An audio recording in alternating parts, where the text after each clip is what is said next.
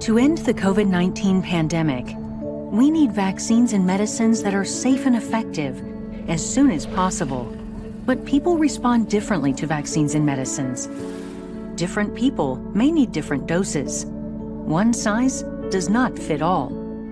Should the elderly receive a higher dose of a vaccine since they have weaker immune systems? What is the right dose for children? It may be difficult to answer these questions with conventional clinical trials for ethical and logistical reasons. Enter virtual patients. For 2 decades, Certara and our partners have been using virtual patients to understand how new vaccines and medicines work in different people before we use them on real humans. First, we create individual virtual patients, each with different characteristics such as age, sex, weight, genetics, diet, and medications.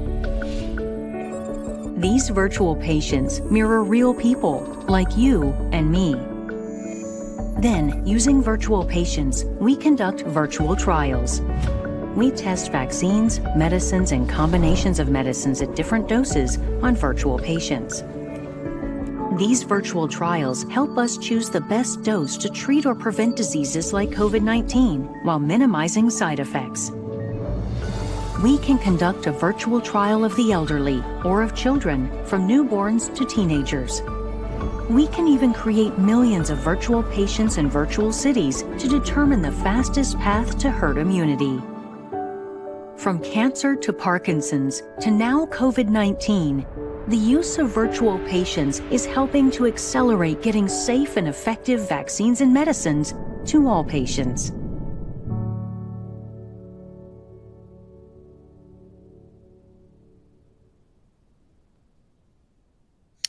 Hi, everyone, and welcome to Certara LinkedIn Live. Thanks for joining us. I'm John Siegenthaler. Today, we're going to talk about some important issues surrounding the COVID-19 pandemic and vaccines. Our special guest today is Dr. Peter Grant Vandergraff, who's the Senior Vice President of Quantitative Systems Pharmacology at Certara, a global leader in biosimulation, as you just heard. Biosimulation is a scientific approach that allows researchers to study how a drug or biologic is handled by the human body in computer-generated virtual patients. Pete is also a professor of systems pharmacology at Leiden University. He serves as editor-in-chief at Clinical Pharmacology and Therapeutics and has authored numerous peer-reviewed publications. And today, our LinkedIn Live, Pete will talk about the role of biosimulation in forming optimal use of COVID-19 vaccines. Welcome, Pete. It's great to see you. Thank you, John. I'm very excited and honored to be here and to discuss with you and the audience the current landscape and some of the critical issues related to COVID-19 pandemic and vaccines. So first, let me start by giving credit to biopharmaceutical companies and regulators, academic institutions, governments for getting vaccines rolled out so quickly. And really, that's a testimony that the pandemic has really catalyzed a remarkable mobilization in vaccine development. The virus genome was sequenced almost instantly after the first cases were reported a year ago, and new vaccines entered clinical trials within a couple of months, followed by regulatory approval rollout of national vaccination programs within a year. Some of these vaccines use novel platform modalities, in some cases approved for the first time, which will enable us even more rapid updates following discovery of new variants. And as we can all see in the news every day, COVID-19 is an evolving situation. And now that we're rolling the vaccines out, we have a new set of challenges, questions and hypotheses, especially around maximizing the supply chain and optimizing dosing. So in the initial stages of COVID-19 vaccine development, there was little time for extensive optimization of treatment regimens, such as dose amounts, number of doses, dosing intervals. But to date, most vaccines have really progressed successfully from first-in-human studies to demonstration of efficacy in the wider population within months. However, often not after regulatory approval and rollout in the real world does the critical importance of optimization of dosing regimens become apparent, mainly due to the challenges of balancing limited supply with near universal demand. So I'm excited that so many people have joined this session, and I look forward to discuss with you and the audience how at Certara we have been using biosimulation and our newly developed vaccine simulator platform to contribute to tackling these critical challenges and speed up the world's recovery from the pandemic crisis. Well, Pete, as you know, a lot of people are asking questions, and there's data coming out that one dose is sufficient against COVID-19. Do we need a second dose? And if so, what's the right timing? Okay, well, that's a really important question. Also, again, in light of the supply and demand challenge that I mentioned earlier. And it's not just about whether a second dose is needed, but also what is the optimal timing of the second dose.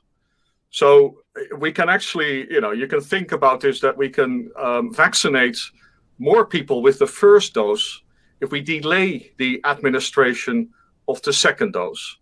And this has actually been, suggested for the first 2 approved vaccines in the United Kingdom, where they have suggested that the recommended interval between the first and the second booster dose should change from the originally approved 3 to 4 weeks to perhaps up to 12 weeks.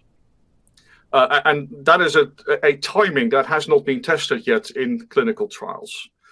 So if you would do that, then obviously you could allow single dose vaccination of twice the number of people in the first phase of the rollout. Another potential, because. Well, I was just going to ask, with so many vaccines now, or several vaccines that we're looking at, should we be mixing and matching vaccines? Have you modeled this? Yeah, I mean, that's another very important question. And again, in the context of the limited supply and the near universal demands, it would obviously be a possibility to consider whether you start vaccination with a dose of the vaccine that is available at that moment in time, and then your second booster dose, you could possibly kind of, then take the one that is available at that time. Again, this has not been tested in the clinic yet, although I think trials are ongoing. But these are things that with our vaccine simulator platform, we can simulate. And we're actually in the process of doing right that. And Pete, what's the right dosing for special populations, especially those that are more vulnerable, like the elderly, where the death rate's been a lot higher? Yeah, so special populations, again, is a very important question and challenge in vaccine development. For example, we know that typically the immune system in elderly is not as active, perhaps, particularly in the context of a vaccination, as it is for younger people. And this may mean that elderly people may require a higher dose than younger people. And again, this has been one of the first applications of our vaccine simulator platform, where we have been looking into specifically this question: do elderly people need a higher dose? And the flip side is actually, if that's the case, you could also kind of argue that perhaps younger people could get a lower dose, which again may save us vaccines that we can then use to either vaccinate more people or give elderly a higher dose for the same supply. This question has come up, Pete, a lot. What about pregnant women? Should they get the vaccine? Yeah, so obviously pregnant women are a very special group, and that's a very difficult one. So on the one hand, pregnant women might be more vulnerable to COVID infections, and as a consequence, their baby too.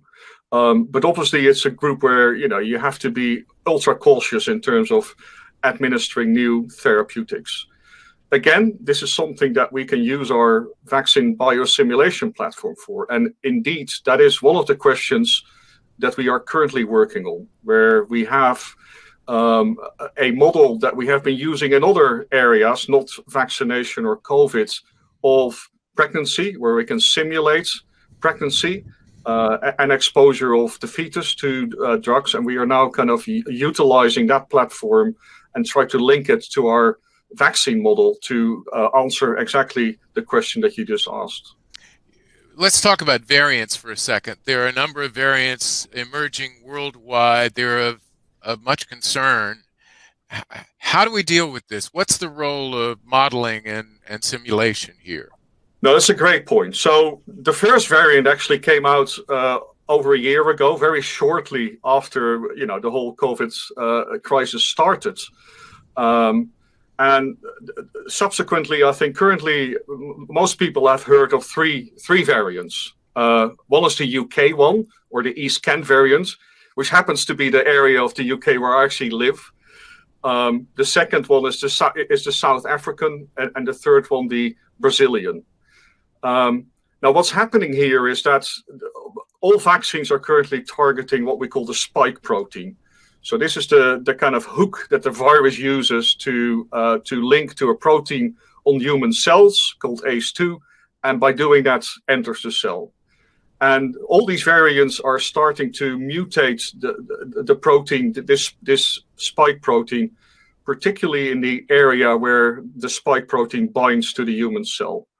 So this is something that means that current vaccines may become less efficacious, although there's not really enough evidence out there to make a conclusive statement. But again, these are things that we can explore, using our vaccine simulator model, and we have indeed started to look at the first variants in our model. So as soon as these new variants arise, then there's a real opportunity there for you to start looking at this quickly, right? Oh, very quickly. So, as I said, these variants, really emerged very quickly, particularly in areas where we do a lot of sequencing of the virus. So that means that, before these variants become prevalent, we can already start to, run simulations with the newly discovered variants, well before this variant starts to spread in the wider population. And hence, we can already start to guide, vaccine optimization, using those simulations. Pete, we've talked about this before, but where are vaccines going after this? Is this going to be a new area of activity that we haven't seen before? Well, I think so. And clearly what's happened in the last year, because of the COVID crisis, has provided a tremendous boost to vaccine development. We have never developed vaccines this fast. We have now, for the first time, really starting to use vaccines using complete novel technology like RNA vaccines. So clearly, this has a lot of potential, both in not just COVID, because clearly we can now really when the variants come out, move very fast and optimize vaccines even faster than we did in the first round. Secondly, you could see that this is very likely to spread and have positive impact on other infectious diseases. And the area that I'm also incredibly excited about, and also one that we have started to work on using our biosimulation methodology, is to move into actual diseases other than infections, such as cancer, for example. So we are now using our vaccine platform and starting to look at potential vaccines for the treatment of cancer. We're going to be taking audience questions shortly. So if you have a question, please type it in and we'll relay it to Pete. I want to continue on a couple of questions regarding regulation. Can you talk about the regulatory acceptability of QSP simulations for vaccines?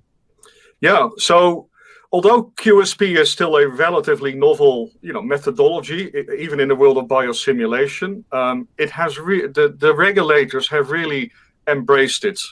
For example, I co-chaired a workshop last summer at the FDA in the US, which was a workshop where industry and regulators were brought together to talk about QSP. And regulators, the FDA said that at that point they had already received more than 20 applications with QSP models in it in the year 2020. Indeed, we have actually made our first regulatory submission using our vaccine QSP simulation model recently. So I think this area is really evolving very quickly, and regulators are embracing it. Pete, we're getting in a few questions already. Let me just read a couple of them here. Why is the J&J vaccine given as a single shot, while Pfizer and AstraZeneca vaccines are given in 2 doses? No, that's an excellent question. So we haven't actually modeled that one out yet. So I can't kind of give an answer based on our model. It is, clearly different. I think J&J may also be looking at multiple dosing, and it's back to the question, why do people give a booster dose? For most vaccines, it's quite likely you would require a booster dose, not necessarily very shortly after the first one, but also, for example, we have been simulating out longer term effects, which obviously we don't know yet, but we have simulated out our COVID model for 2-3 years. And based on that, we think it's very likely that several vaccines you would require at least an annual booster dose, like we do with, for example, the flu vaccine. And I know this question's been raised by a number of friends that I have who've gotten very sick. Should infected people still get the vaccine? So what did you shoot? Who got the vaccine? Should infected people still get the vaccine? Okay. So if people already have had a COVID infection, you can still get an.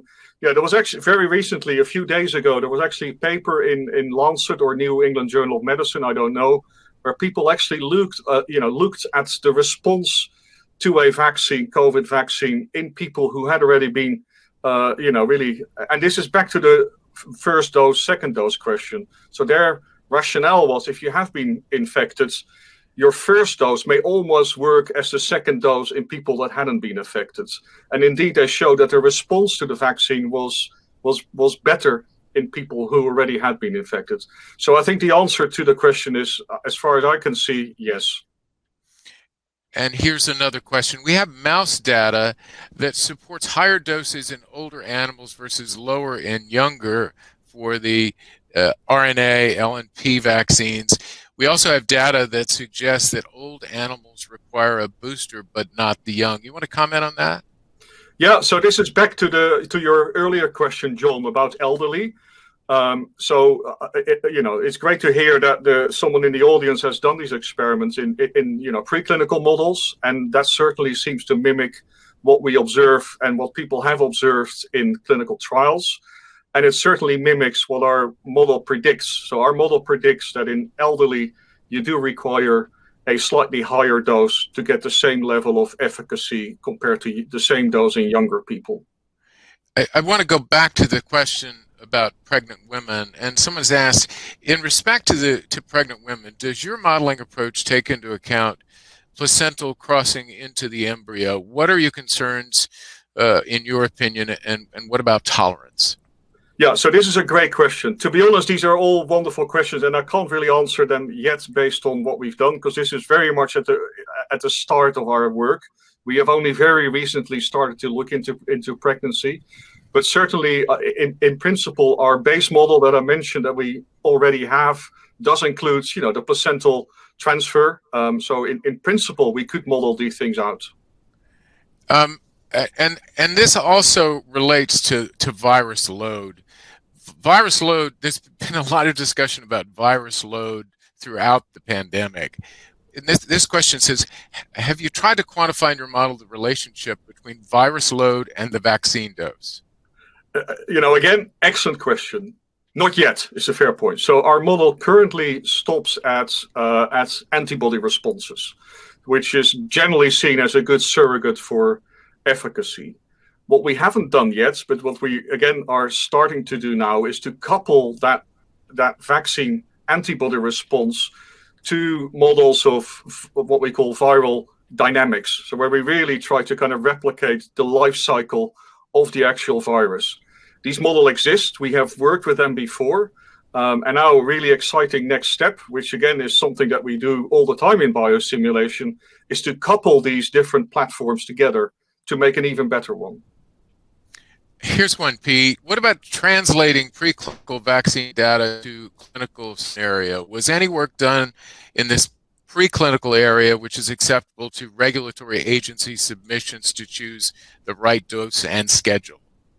Yeah, so certainly, so our current model is a human model. So our model really tries to mimic the human immune response, but we can certainly feed in preclinical data if that's available, and which is something we do in QSP modeling all the time. So that's certainly something that we have started to look at. And I think it's the combination of the model, the human data, and any preclinical data that may be available that strengthens the case, and is something that I can certainly see would be something you could submit to regulators. So far it seems to be, based on the vaccines that have been approved, there have been few side effects, but there was a lot of concern about side effects throughout this process. What are your thoughts about side effects and these vaccines, and can biosimulation help? It could, although I must say that is not an area that we have looked at, and we have no immediate plans to look into safety. But maybe I should just say that vaccines in general are incredibly safe. They are really among the most safe and efficacious therapeutics. So obviously there are, like any therapeutic, there's always side effects, possible. But in the context of the benefit, I think the actual risk of the side effects kind of are far outweighed by the actual efficacy and the benefit. This is a question that's been raised by a lot of friends. What if you have an active infection? Does the vaccine have any impact? Is there any evidence here? Not as far as I know. So if you have an active COVID infection, I'm not aware that there is any evidence that a vaccine would actually help. It would probably also not be fast enough. So I don't think that seems plausible. But as far as I know, there's also no data on it. I'm running you through these questions quick, but they're coming fast and furious. So let me try with this one. What do you think about the new FDA guidance that says large clinical trials may not be needed to test modified COVID-19 vaccines against emerging variants? No, so the FDA guidance was only very recently updated, where they specifically now talk about clinical trials and data required to support efficacy and safety against the variants. And clearly the FDA has taken a position that it should be possible to leverage prior knowledge and to really help up the speeding up the actual development of vaccines that are relatively similar to the original one, but have been modified to be efficacious against the vaccine. And this is also an area, obviously, where our biosimulation approach can really help.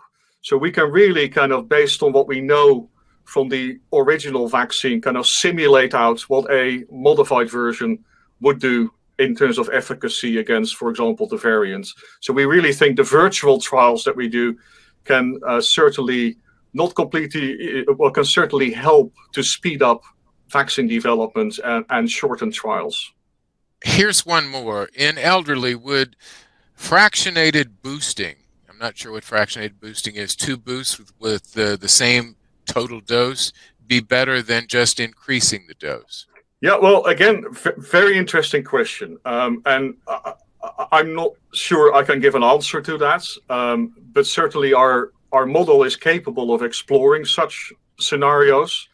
Well, it's very interesting, of course, that when the first data on the AstraZeneca Oxford vaccine came out late last year, they had a somewhat unusual observation that in people who received half the dose as their first dose, followed by the full dose, the efficacy appeared to be somewhat higher in certain groups compared to giving a full dose first and then another full dose. So perhaps that's some evidence that the question that the person just asked, may be something that is worth exploring further. Pete, as we know, there are tons of questions on this. As we kind of wrap this up, give us your final thoughts about where vaccines are headed, especially with regard to COVID. Well, as said before, I think we have seen an unprecedented catalyzation of, vaccine development in the last year. We have learned a lot. We have demonstrated that we can develop vaccines much, much faster than we previously thought we could. We have now, translated novel technology like RNA vaccines into actual treatments. So this is really phenomenal and is a real boost for everyone. As said, I think that gives us great hope that we can continue to fight the COVID pandemic very successfully, even better than we have been doing so far. It gives great hope for other infectious diseases. And as mentioned, I think it really opens the door to looking at this approach in areas like, for example, cancer. Well, Pete, we appreciate your time and your insight, and thanks for all of the questions that everyone has asked today. We thank you for watching our LinkedIn Live, and we'll continue to examine important issues on LinkedIn Live. In the meantime, I'm John Siegenthaler. Thanks for joining us. We'll see you next time. Thank you.